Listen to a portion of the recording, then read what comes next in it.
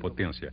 O produto não serve se o grau de pureza não estiver em um patamar muito elevado. No entanto, na época, não sabíamos como chegar a esse padrão de pureza. Sua única fonte de informação era um rumor de que a DuPont, nos Estados Unidos, teria usado tetracloreto de silício. Em 1956 foi construído um forno experimental na fábrica de Minamata. Este forno experimental é uma recriação do modelo original. Silício de baixo grau de pureza é fundido com ácido hidroclorídrico, transformando-se em gás que é enviado para o forno onde circula o hidrogênio. O silício se separa e permanece no interior. Depois, injetamos um gás inerte, que não tem poder explosivo, e gradativamente fomos substituindo o oxigênio. Mas quando abrimos a tampa do forno, tudo explodiu. Houve um erro de projeto e o hidrogênio tinha se acumulado. Embora as explosões continuassem, o processo foi pouco a pouco aumentando a pureza do silício dentro do forno. Em 1958, começaram a construir uma fábrica no município de Chiba, em um terreno que tinha sido parte de uma floresta de pinheiros. O preço do terreno era barato e o ar era puro.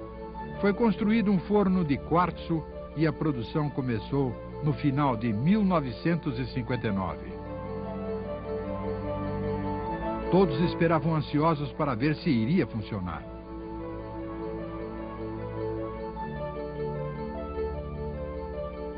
O policristal de silício que eles fabricaram e que tinha um grau de pureza de 10 elevado a 9, foi transformado em cristais simples de silício, utilizando equipamento desenvolvido independentemente.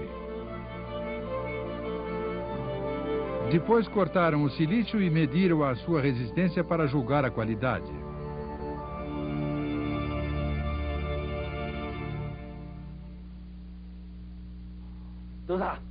Quando o técnico anunciou que a resistência era de 200 ohms, todos perguntaram: esse número está certo?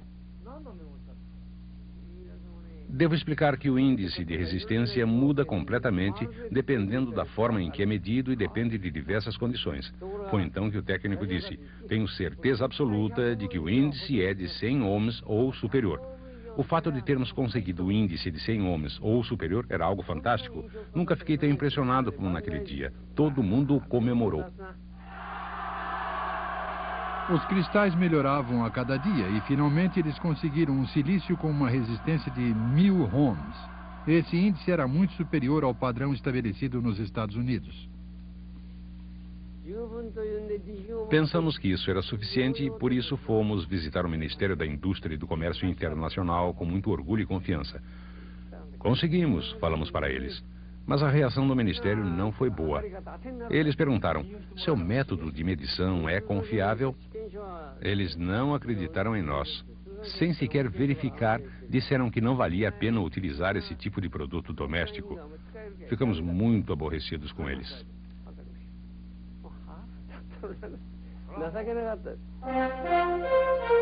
Seguindo para o sul pela rodovia que sai de São Francisco, há amplas planícies nos dois lados da estrada. Esta área é conhecida popularmente como Silicon Valley. Aqui estão estabelecidas aproximadamente 4.800 empresas, de fabricantes de semicondutores até fabricantes de equipamentos elétricos. O Silicon Valley, que se transformou na maior área industrial para produtos eletrônicos do mundo em 1950, ainda estava cheio de pomares. Nesta região, em 1950, o Dr. William Shockley, que descobriu o transistor de junção, recrutou jovens com alto nível de inteligência, vindos de todas as partes dos Estados Unidos, e fundou a Shockley Transistor Laboratories. Este foi o início do que hoje é o Silicon Valley. Estas são as pessoas, as melhores e mais brilhantes selecionadas pelo Dr. Shockley. Foram a força motriz que criou a indústria dos semicondutores. Entre eles estava o já falecido Robert Noyce, que é considerado o pai da indústria americana de semicondutores.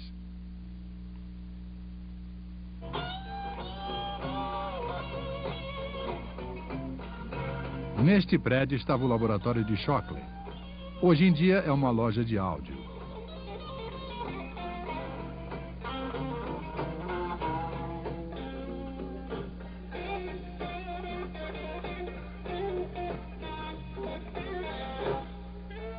Os jovens, inspirados pelo Dr. Shockley, logo perceberam que ele não era um bom negociante e começaram a procurar outras oportunidades.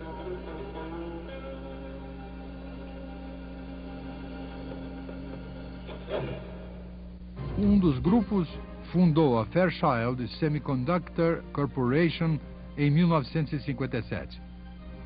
O grupo foi financiado por uma empresa do mesmo nome que fabricava câmeras aéreas. Dirigido por Noyce, o grupo começou a experimentar novas tecnologias.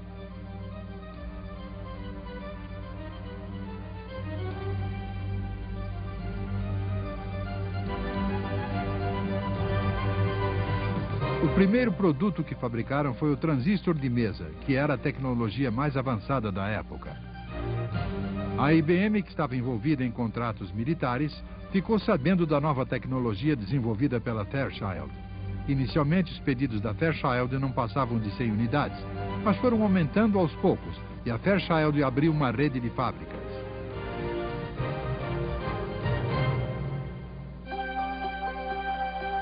Aqui estão o processo e a estrutura do transistor de mesa da Fairchild.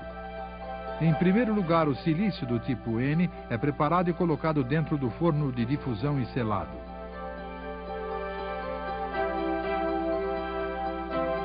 Este líquido é um composto de boro utilizado como impureza do tipo P.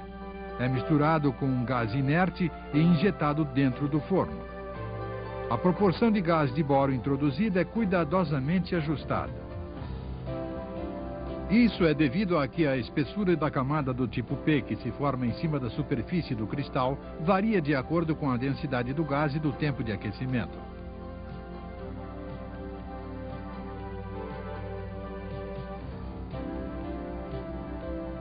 Quando o silício do tipo N é aquecido no gás de boro, forma-se uma camada do tipo P na superfície. O silício com duas camadas, P e N, é então colocado dentro de um forno de oxidação e selado. Ao se injetar vapor, o silício dentro do forno se une ao oxigênio do ar e a superfície é coberta por uma forte película de óxido. Este método foi descoberto por Carl Frosch e Lincoln Derrick.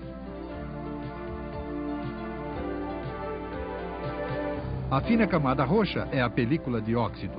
Embaixo dela está a camada tipo P. A camada embaixo é a tipo N.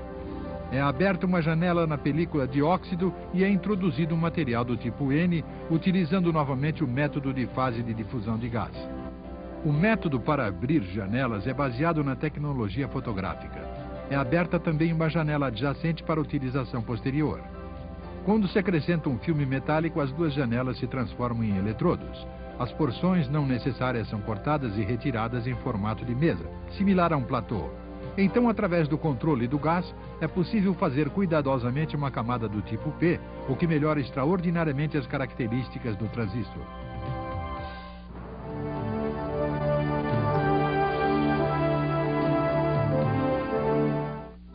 Este programa tem o apoio da Livraria Cultura. É fácil encontrar o livro que você quer.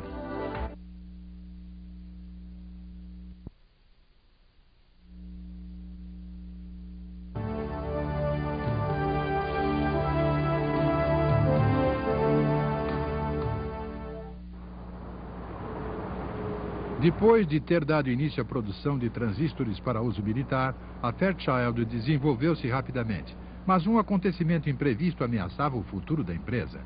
Os transistores de mesa começaram a ter alto índice de falha.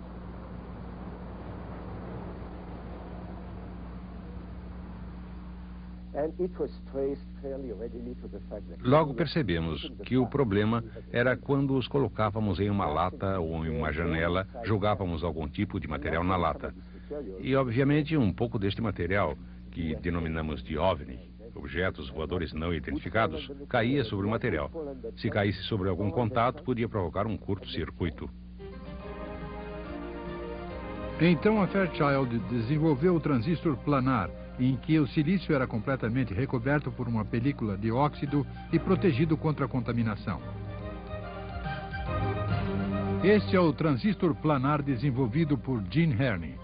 Não há nada protuberante da superfície de cristal de silício a não ser os eletrodos necessários, o que faz o transistor à prova de contaminação. Esta era a tecnologia planar denominada também de difusão seletiva, que combina a película de óxido, fotogravura e a difusão de fase de gás das impurezas. O transistor planar conquistou o mercado proporcionando grandes lucros.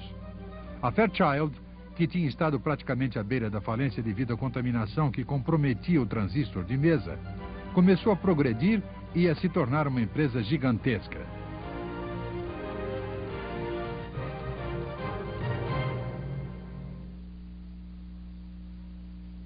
Para fazer um transistor planar, coloca-se uma película de óxido sobre silício do tipo N juntamente com um agente fotossensível.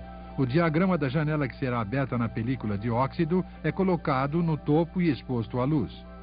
Abre-se então uma janela na película fotossensível e aparece a película de óxido. Quando tratada quimicamente, a película de óxido derrete e é retirada, permitindo a aparição do silício. Depois é colocada em um forno de difusão para retirar as impurezas. Um composto de boro do tipo P circula no interior. Da mesma forma que o silício do tipo P no forno, apenas o interior da janela se transforma em tipo P. A camada cinzenta do tipo N transforma-se gradativamente em uma camada azul do tipo P. Acrescenta-se outra película de óxido com um agente fotossensível no topo. De forma a abrir uma pequena janela, é colocado e exposto um diagrama no topo.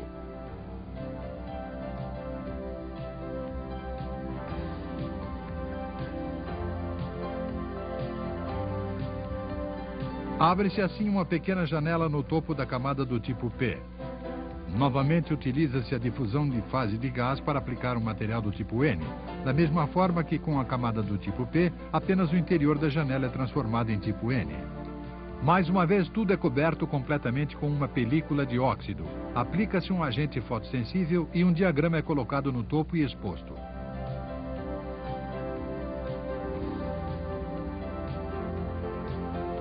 Durante o tratamento, uma camada do tipo N fica protuberante no meio, da mesma forma que a camada tipo P. Então é acrescentada uma película de alumínio juntamente com um agente fotossensível e diagramas de eletrodos. Depois é exposto.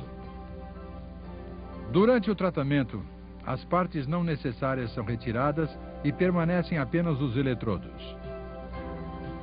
As únicas partes protuberantes são os eletrodos e todo o resto fica recoberto por uma película de óxido.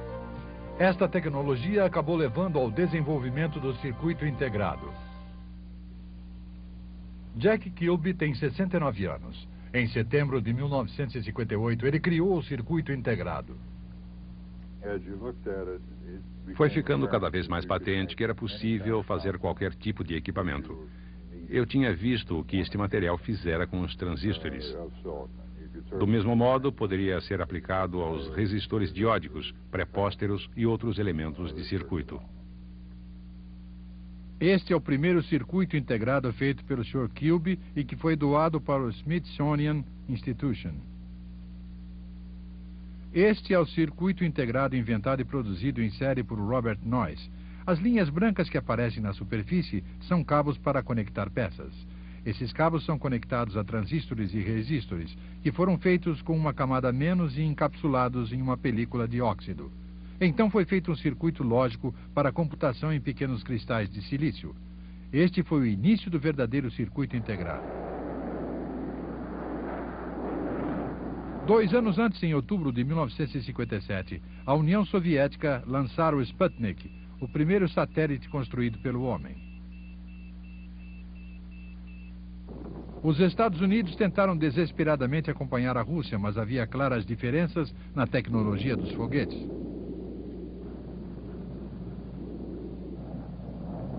A União Soviética lançou um homem ao espaço, deixando os Estados Unidos surpresos. O astronauta Yuri Gagarin ficou em órbita em volta da Terra.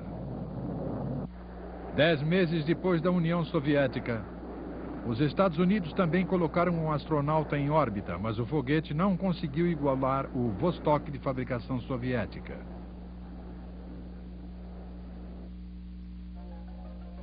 Em desafio à tecnologia do Sputnik, o Ocidente tentou miniaturizar o equipamento eletrônico. Em 1957, J.W.A. Dummer, do British Royal Radar Establishment, fabricou circuitos de silício em escala reduzida. Os técnicos da US Army Signal Research e da RCA desenvolveram os micromódulos. Esta foi uma ideia para diminuir o tamanho dos equipamentos, colocando os principais circuitos necessários em blocos finos que poderiam ser empilhados.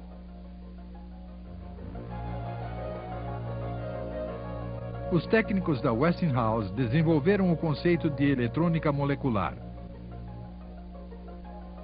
Embora houvesse algo parecido com o modelo, não estava muito claro como fazê-lo e qual seria sua estrutura.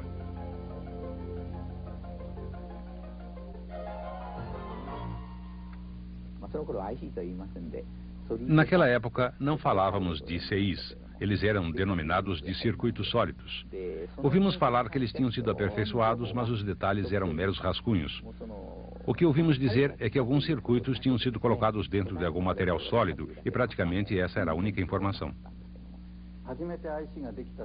A primeira reportagem falando sobre a construção do AC apareceu na revista Electronics.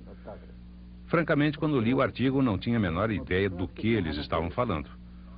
Estávamos tratando o assunto como algo sem importância, mas o Sr. Kikuchi disse: "Isso é estranho. Será que estão falando sobre alguma nova tecnologia?" Isso nos fez pensar duas vezes e começamos a pesquisar sobre os circuitos integrados.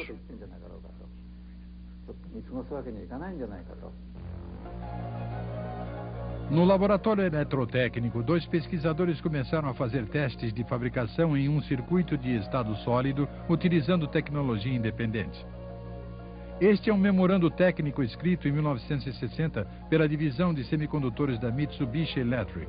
Nele se menciona a eletrônica molecular descoberta pela Westinghouse.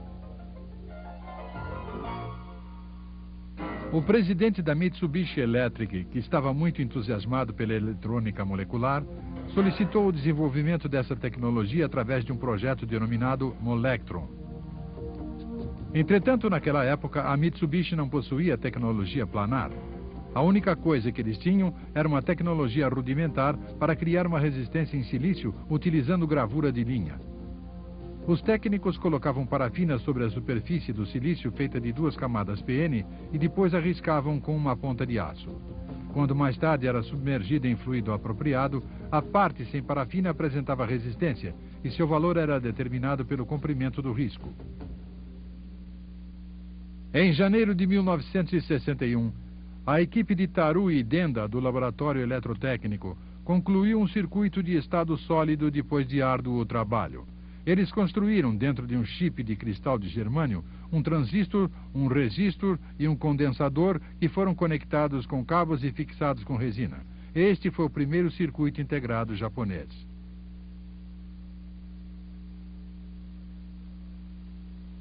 Continuando o trabalho do laboratório eletrotécnico, a Mitsubishi Electronic realizou diversos testes de fabricação de moletrons.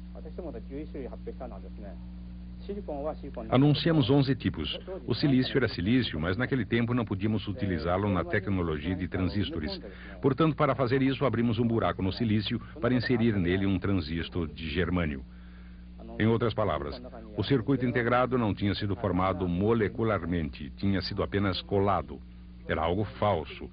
Isso causou problemas, porque diversas vezes fomos questionados por pessoas como o Dr. Denda.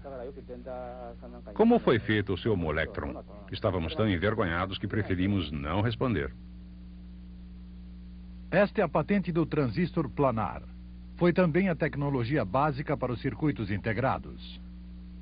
Utilizando esta patente como arma, Robert Noyce, da Fairchild, solicitou ao Ministério da Indústria e do Comércio Internacional para autorizá-lo a produzir semicondutores no Japão.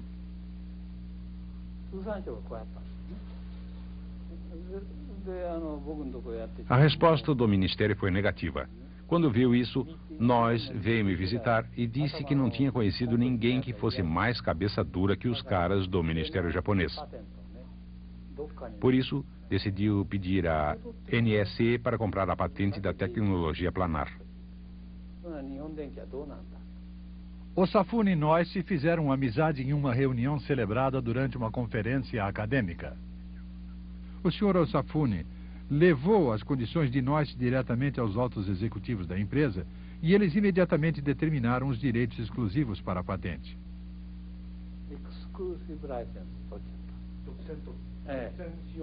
Conseguimos uma licença exclusiva. Uma vez feito isso, ficou impossível até mesmo para a Fairchild exportar para o Japão. Todos os outros fabricantes ficaram contra nós. Mas, na minha opinião, quem ficou mais furioso foi a Hitachi.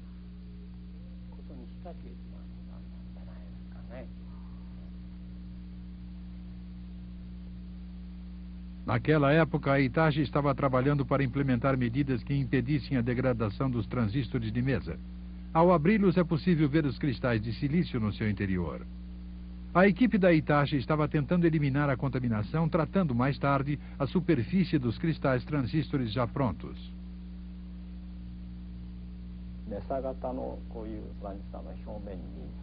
A tecnologia que utilizávamos era colocar uma película fina de óxido, por exemplo, quartzo, sobre a superfície do transistor de mesa já pronto e, dessa forma, tentávamos proteger a superfície do vapor e outras impurezas.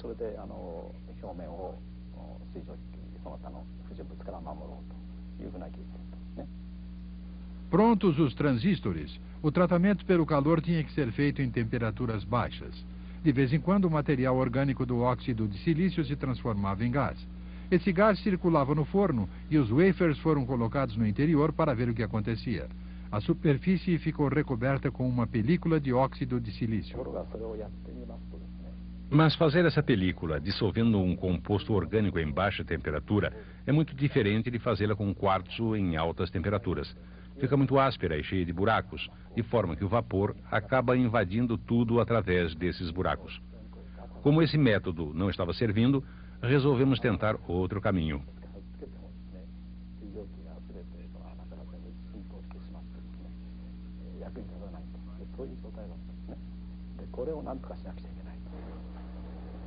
Desta vez, eles acrescentaram uma película metálica em cima do óxido de silício e o colocaram no forno para utilizar o fenômeno em que dois materiais muitas vezes se fundem quando aquecidos juntos em baixas temperaturas. Tentaram muitas combinações de metal e de óxido de silício, mas não conseguiram formar o metal desejado.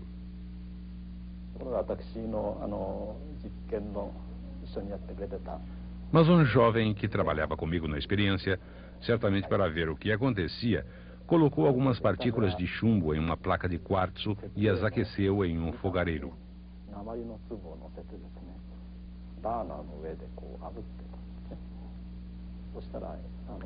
Ao fazer isso, em uma temperatura muito baixa, o chumbo concentrou-se em gotas e apareceram buracos na placa de quartzo, através dos quais o chumbo foi embora.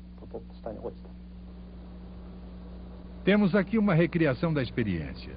Coloca-se uma bola de chumbo em um pequeno prato de cristal de quartzo. Quando colocado sobre a chama, o chumbo espelha uma fumaça branca e começa a queimar. Em seguida, o cristal de quartzo também começa a queimar juntamente com o chumbo. E o fundo do recipiente derrete como se fosse açúcar e cai. Isso mostra que, quando uma película de óxido é feita com metal em baixas temperaturas, ela se transforma em uma película de alta densidade. Foram os técnicos da fábrica que tiveram a ideia de utilizar este método como meio de enfrentar a patente planar. Decidiram retirar a película de óxido e aplicar uma nova película para criar um transistor baseado na tecnologia de passivação de superfície em baixa temperatura. No entanto, ao tentar a produção em massa, a tecnologia teve de enfrentar imensas dificuldades que não tinha enfrentado no estágio de testes de fabricação.